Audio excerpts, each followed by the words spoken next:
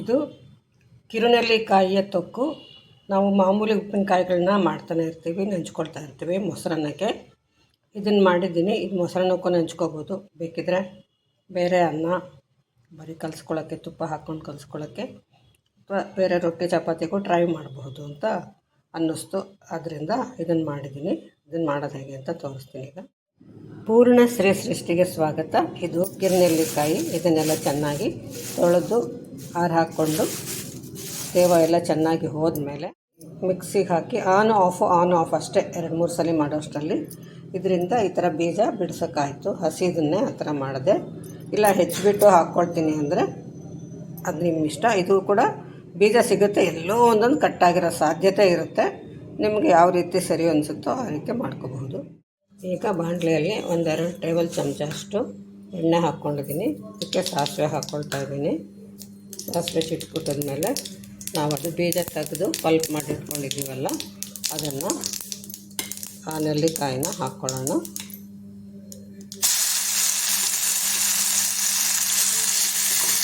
ಇದಕ್ಕೆ ಇವಾಗಲೇ ಸ್ವಲ್ಪ ಉಪ್ಪು ಹಾಕ್ಕೊಂಡು ಉಪ್ಪಿನಲ್ಲೇ ಹುರಿದ್ರೆ ಚೆನ್ನಾಗಿರುತ್ತೆ, ಬೇಗನೆ ಮೆತ್ತಗಾಗುತ್ತೆ.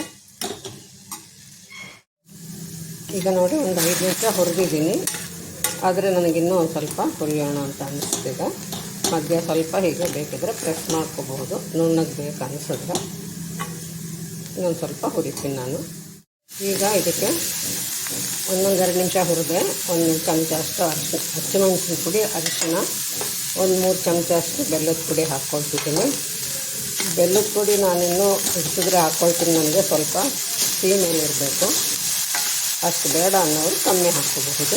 ಇದನ್ನು ಹಾಕ್ಕೊಂಡು ಸಣ್ಣ ಊರಿನಲ್ಲೇ ಸ್ವಲ್ಪ ಉರಿಬೇಕು. ಬೆಲ್ಲನೂ ಪುಡಿ ಆಗಿರಬೇಕು, ಉಪ್ಪು ಕೂಡ ಪುಡಿದನ್ನೇ ಹಾಕ್ಕೋಬೇಕು. ನೋಡಿ ನನ್ನ ಟೇಸ್ಟ್ಗೆ ಸ್ವಲ್ಪ ಬೆಲ್ಲ ಹಿಡಿಸ್ತು, ಬೇರೆ ಎಲ್ಲ ಸರಿ ಇದೆ.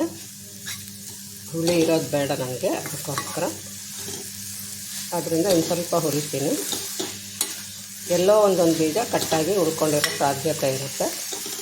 ಸಾಧ್ಯವಾದರೆ ಸರಿಯಾಗಿ ಆರಿಸಿ ತೆಗಿಬಹುದು, ಇಲ್ಲಾಂದರೆ ಹೆಚ್ಚಿಬಿಟ್ಟರೆ ಮಿಕ್ಸಿಗೆ ಹಾಕ್ಕೋಬಹುದು. ಇದು ಕಿರುನೆಲ್ಲಿಕಾಯಲ್ಲಿ ತೊಕ್ಕು. ಈಗ ಎಣ್ಣೆ ಬಿಟ್ಕೊಳ್ತಾ ಇದೆ, ಆದ್ದರಿಂದ ಇದಾಗಿದೆ.